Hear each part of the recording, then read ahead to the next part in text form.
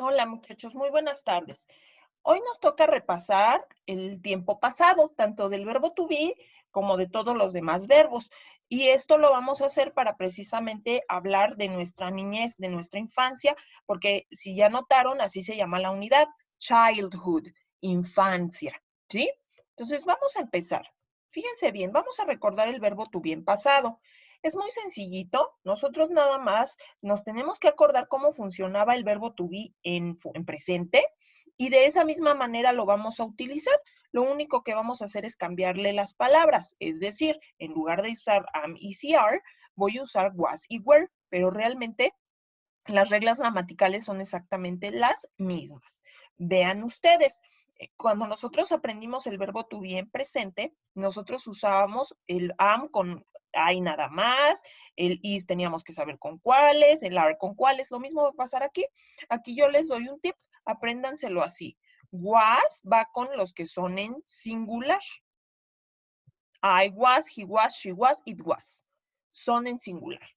Y los que van en plural van con were, que vienen siendo we, you y they. Recuerden que el you tiene doble significado. En singular es tú, que es el de acá arriba, y en plural es ustedes, ¿no? Pero va a ganar el plural y entonces nosotros lo vamos a considerar como plural, ¿sí? Es un tip que les doy para que se acuerden cuál va con was y cuál va con were. Pero de ahí en fuera está bien fácil cómo va a funcionar, porque como ya sabemos cómo funciona el verbo to be, pues le aplicamos la misma regla. Quiere decir que si yo quiero que sea negativo, le pongo el not y además lo puedo contraer como ya lo aprendimos cuando vimos el verbo to be en presente. I wasn't, you weren't, he wasn't, she wasn't, it wasn't, we weren't, you weren't, they weren't. Y listo. Igualito que cuando usábamos en presente. Y lo mismo que hacíamos para que fuera pregunta lo vamos a hacer aquí. Volteamos, ponemos el was que estaba aquí antes del I, lo ponemos pero enfrente. Entonces, por eso aquí quedó was I. Hagan de cuenta que el was estaba aquí y lo pasé primero, lo pasé al frente. Was I, were you, was he, was she, was it, were we, were you, were they. ¿Sí? Pero para hacer oraciones reales, pues yo necesito complementar. Entonces aquí enfrente es donde le vamos a poner su complemento. Estas reglas son las de todos los tiempos, toda la vida.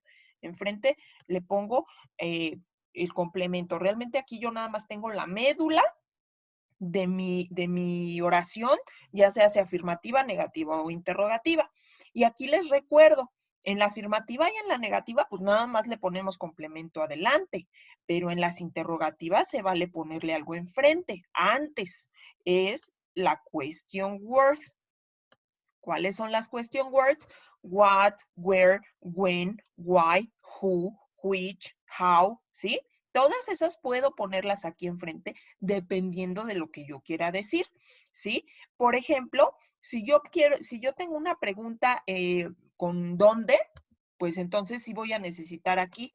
Entonces, por ejemplo, le voy a poner where were you yesterday? ¿Sí o no? Miren cómo ya está. Le tengo el where antes y le tengo el yesterday como complemento y en medio está la médula de mi regla gramatical, were you, ¿sale? Pero puede que no siempre necesite la question word, puede que yo nada más quiera confirmar. Por ejemplo, were you in the library yesterday? ¿Sí? No llevo question word. ¿Estabas tú en la biblioteca ayer? Nada más quiero confirmar, ¿se fijan? Entonces, aquí quiero que recordemos lo que ya hemos mencionado en algunos otros repasos. Por ejemplo, que si empieza desde aquí mi oración, esta pregunta se va a llamar information question. ¿Se acuerdan de eso? Information question. ¿Por qué? Pues porque el what, el where, el when, todas esas question words me piden una información específica.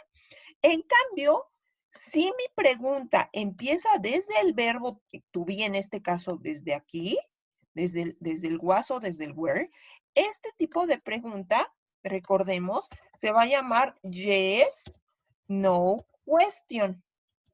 ¿Por qué? Pues porque la respuesta nada más tengo de dos sopas, o le digo que sí o le digo que no. Vamos a responder, fíjense aquí. Where were you yesterday? ¿Dónde estabas tú ayer?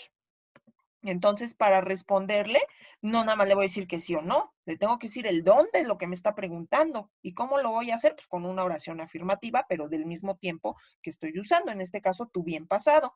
Y voy a decir, I was in the library. ¿Sí? Vean, cuando es information question, respondo la información que me piden. En cambio, la yes, no question, que es como esta, no queda bien. Si le doy una información, dice, were you in the library yesterday? Yes, I was. O también puedo decirle, no, I wasn't. ¿Sí?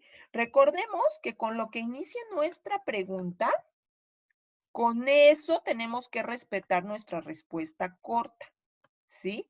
Cuando empiece con am, pues yes, I am, no, I'm not. O con you, en fin, el verbo to bien presente, pues con ese. Si empieza con do, pues con yes, I do, no, I don't. Y así sucesivamente. En este caso es con verbo to bien pasado, pues con ese respeto mi respuesta corta. ¿Sale?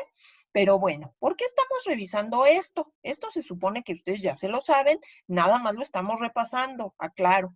Entonces, yo lo quiero repasar porque quiero que aprendamos a decir lo siguiente en inglés. Be born. Eso es lo que quiero realmente que aprendan. Esto es lo que puede ser más nuevo para ustedes.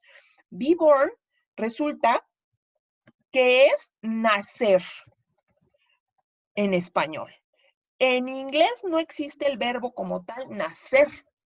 Solo existe el adjetivo nacido. Nacido, que es born, el que tenemos aquí. Esto no es un verbo, es un adjetivo. Y como no existe el verbo nacer, pues tengo que hacer algo. Ah, pues sí, le pongo el verbo to be antes para que ya se convierta como en verbo. Ya lo puedo ocupar. Realmente, si yo lo traduzco literal, sería ser nacido. ¿Sale? Pero nosotros, pues lo tenemos que adaptar a nuestro idioma y es nacer para nosotros, porque nosotros sí tenemos un verbo específico nacer. Entonces nos queda que pues obviamente nacer siempre lo vamos a decir en pasado, por eso estamos repasando el verbo to be en pasado. Y miren estas oraciones que les pongo de ejemplo. I was born in 1980. Yo nací en 1980. He was born in Mexico. Él nació en México.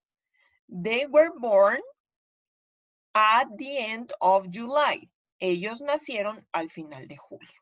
¿Sí? Entonces, lo que ustedes quieran, pero el chiste es que el verbo nacer así se ocupa. No hay verbo nacer, es be y born. ¿Sale y vale? Entonces, para eso quería yo repasar esta situación del verbo to be en pasado. Ahora, vamos a repasar qué hago con todos los demás verbos en pasado. Este tema se llama pasado simple, ¿sí? Entonces, el pasado simple me va a ayudar a poner la forma correcta de los verbos para hablar en pasado. El verbo to be tiene sus propias reglas porque solito le puedo poner un not o solito nada más lo cambio hacia el frente y ya es interrogativo. Pero todos los demás verbos no pueden hacerlo así, necesitan de un ayudante, necesitan de un auxiliar para poderse volver negativos o para volverse interrogativos. Entonces vamos a repasar esta parte, chicos, que es muchas veces muy difícil de entender para muchos de mis alumnos, es de los temas más complicados. La verdad es que no es tan complicado, ¿sale? Entonces vamos a revisarlo, fíjense. La forma afirmativa, lo que voy a hacer es que voy a poner mi persona, como lo tengo aquí, y luego le voy a poner el verbo en pasado. Entonces suena bien fácil, pero aquí lo complicado es lo siguiente. Resulta que este verbo en pasado tiene de dos caminitos. El camino 1 es que el verbo que yo quiero usar sea regular, o el camino 2 es que sea irregular. ¿Sale y vale? Entonces, ¿qué va a pasar?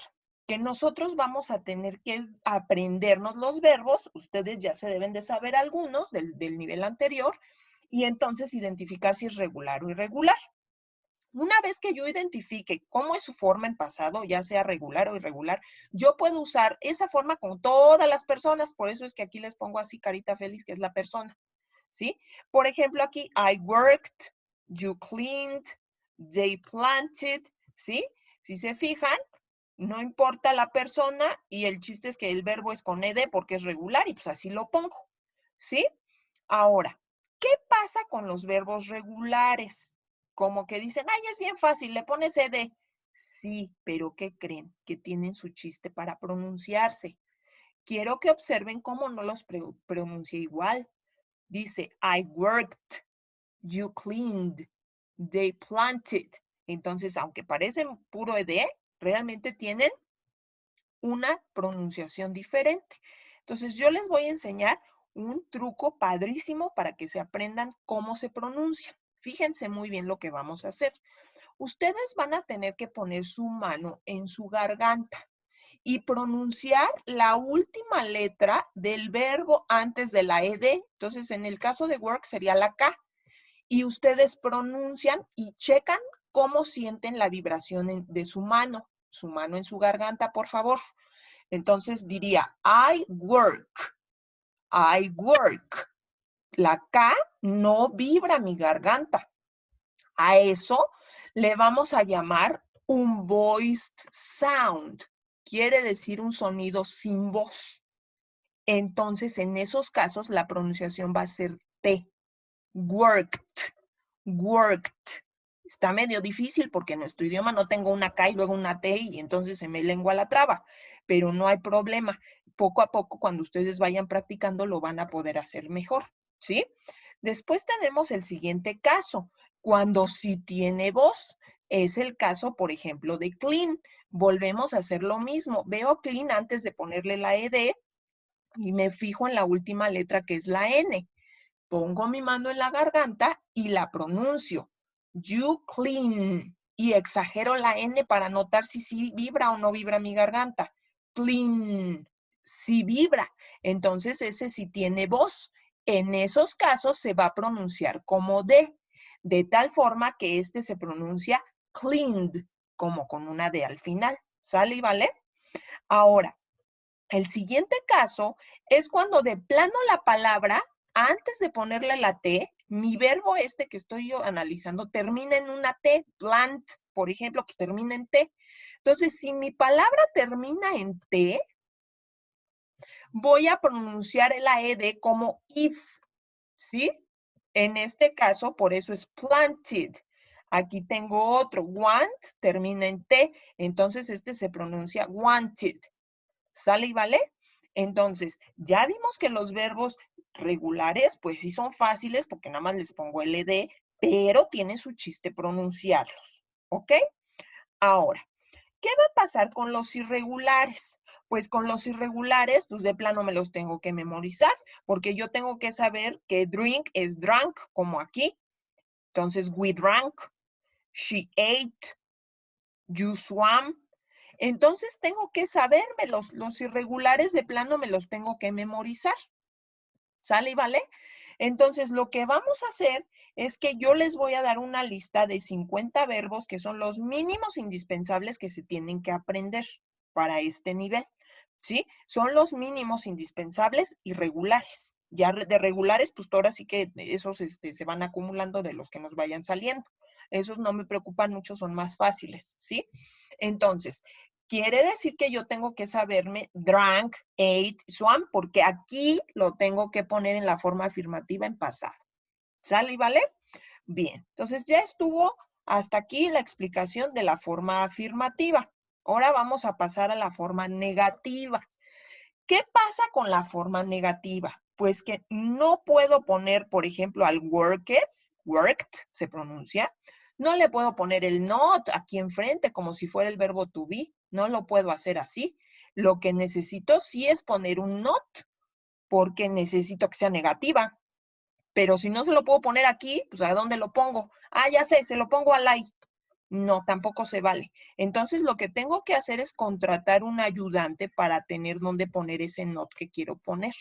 Ayudante, auxiliar, por eso se llama así auxiliar, porque auxilia, ayuda. En este caso nos ayuda a tener dónde poner el not para que sea negativa.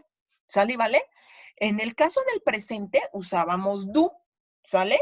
Y en el caso del pasado, pues usamos did, que curiosamente el pasado de do es did. Entonces no hay pierde, ¿estamos de acuerdo? Entonces, aquí va a pasar algo bien chistoso. Cuando nuestro verbo tenga un ayudante, un auxiliar, el verbo le va a mandar todo el trabajo a ese ayudante. Entonces, hagan de cuenta que aquí did es nuestro ayudante y sin querer, no nada más está agarrando el not, sino que sin querer nos está diciendo que esta oración está en pasado, porque nosotros ya sabemos que did pues está en pasado, es el pasado de do. Entonces, como el did ya está haciendo el trabajo de indicar el tiempo, el verbo ya no lo tiene por qué indicar. Hagan de cuenta que el verbo es el jefe y cuando tiene un ayudante, le manda toda la chamba al ayudante que él haga todo, ¿sí? Entonces, así lo vamos a ver nosotros. Por esa razón nos queda didn't y luego el verbo simple, ¿sale? Entonces, quiero que vean cómo en la forma negativa, aunque sea pasado, los verbos realmente no van en pasado. Miren, ¿ya vieron? Fíjense. You didn't clean. They didn't plant. We didn't drink. She didn't eat. You didn't swim. No van en pasado porque llevan didn't y el did sin querer, queriendo, ya indica que es pasado. No lo voy a hacer dos veces. Didn't y luego cleaned, ¿no? O didn't ate. Pues no, porque estoy repitiendo. ¿Estamos de acuerdo? Entonces, esa es la manera en que lo vamos a trabajar, ¿sí? Ahora, eso es todo de forma negativa, ¿sale? Ahora, ¿qué va a pasar en la forma interrogativa? Pues muy similar. Yo vuelvo a revisar. A ver, yo tengo I worked, ¿no? Entonces, yo vi que con el verbo to be, lo paso para enfrente y se vuelve pregunta. Si yo quiero hacer esto con estos verbos, yo ya sé que no se puede. Solo el verbo to be lo puede hacer, es especial, por eso se ve aparte el verbo to be. Entonces vuelvo a la misma situación. Híjole, ¿a quién pongo aquí enfrente? Necesito ayuda. ¿A quién pongo aquí? Ah, pues a mi ayudante, a mi auxiliar. A ese lo pongo en ese lugar. Por eso ayudante, auxiliar, ¿sale? Entonces por eso nos queda así. Did you work? Y volvemos a la misma situación. El did, sin querer, ya está indicando que está en pasado. Entonces, el verbo ya no lo pongo en pasado. Es lo mismo que decíamos aquí en el negativo. Sin querer, queriendo, ya hace el trabajo, el did, de indicar el pasado. Entonces, el verbo tiene que ir siempre simple. ¿Sale y vale? Y de aquí se repiten las reglas, muchachos. Aquí enfrente yo le puedo poner complemento, complemento y complemento. Pero a las preguntas enfrente, antes les puedo poner una question word si yo la necesito. Lo que acabo de decirles con el verbo to be en pasado. Si empieza desde aquí, desde la question word, se llama information question, lo que les dije hace rato. Si empieza desde aquí, se llama yes, no question. ¿Sale? Las information questions las respondo con una oración afirmativa. ¿Sí? Y las yes, no questions, no nada más digo el yes y el no. Respeto mi respuesta corta con el auxiliar correspondiente. Hace rato era was o were, pues ahora es did. Entonces nos quedaría yes, I did, no, I didn't. ¿Sale y vale? Entonces, si se fijan, aunque yo las tres formas que tengo aquí en la diapositiva, las tres, la afirmativa, interrogativa y negativa, son en pasado, en la única que realmente uso el verbo en pasado es en la afirmativa, en las otras no. ¿Sí? Qué curioso, ¿no? Solamente en la afirmativa realmente se usa el verbo en pasado. Pero me tengo que saber las dos, drink, drank, eat, ate, swim, swam, ¿sí?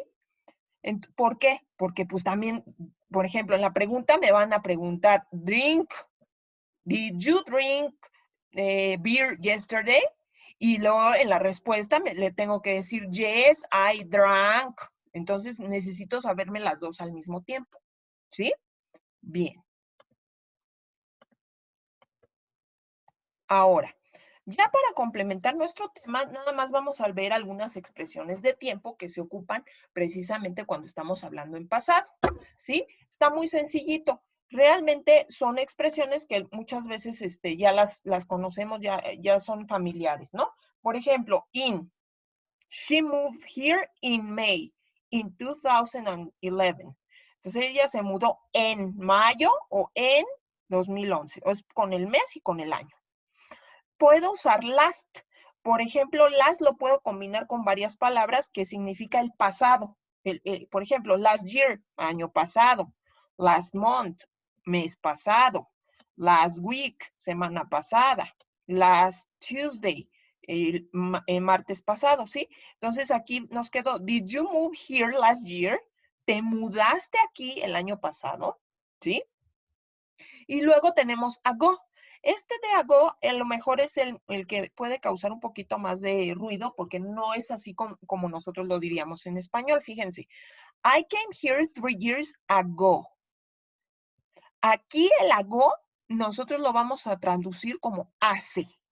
Entonces la traducción sería I came here 3 years ago. Yo llegué aquí, o más bien yo vine aquí hace 3 años. Vean cómo primero diría el hace y luego ya diría los 3 años para traducir. ¿Sale y vale? Hay que tener nada más ese cuidado. Por eso les digo, este es el más que puede causarnos más ruido.